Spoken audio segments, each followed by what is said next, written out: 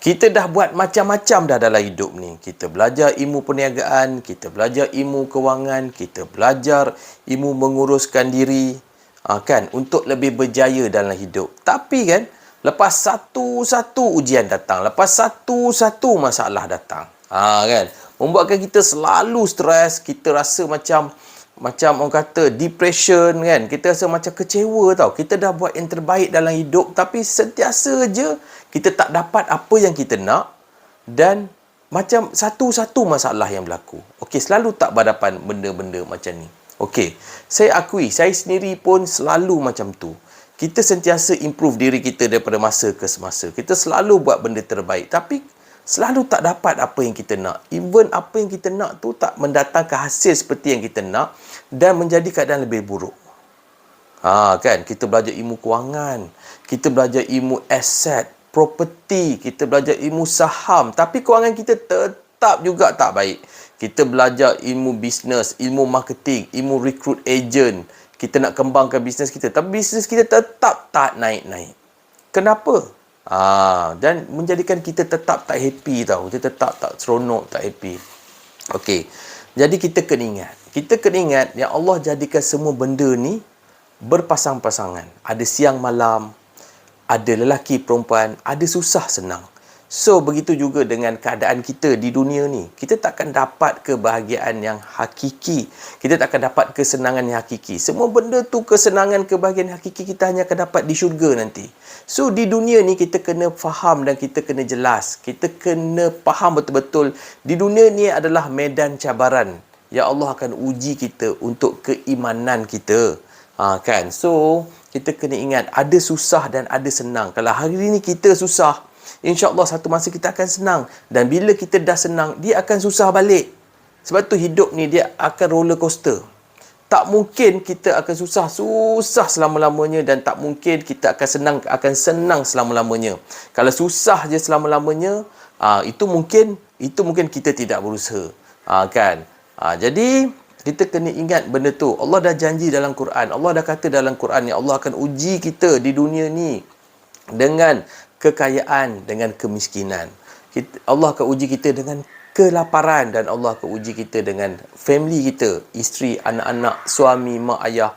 So hidup ni yang pastinya adalah ujian. Tapi bagaimana kita nak happy dalam keadaan kita tengah susah? Itu bergantung kuat kepada kita punya keimanan.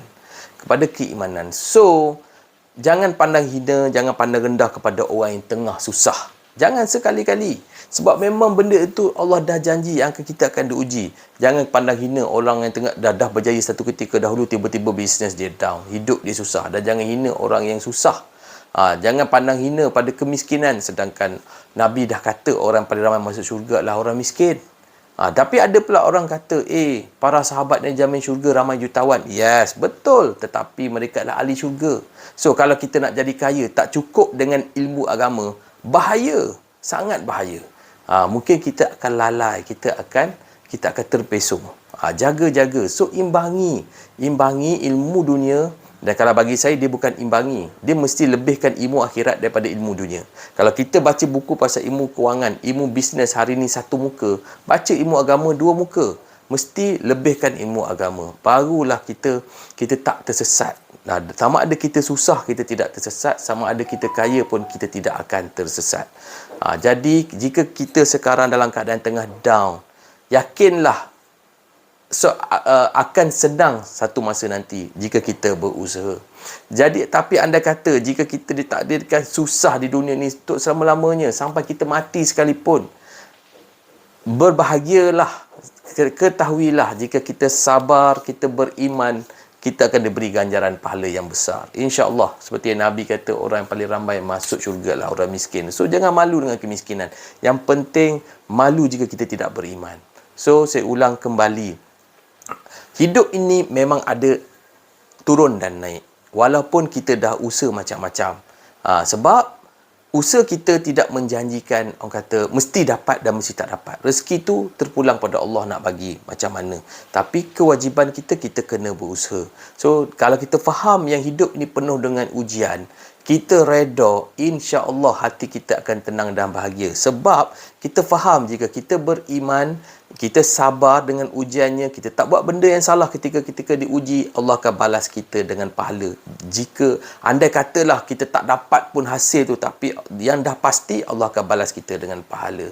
Okey, so tenang, jangan kusut, jangan kusut. Ujian itu pasti. Jangan rasa hari ni kita gagal, kita rasa kita gagal sebagai hambanya. Kita gagal di dunia, tapi jangan kita gagal di akhirat. Itu yang paling penting.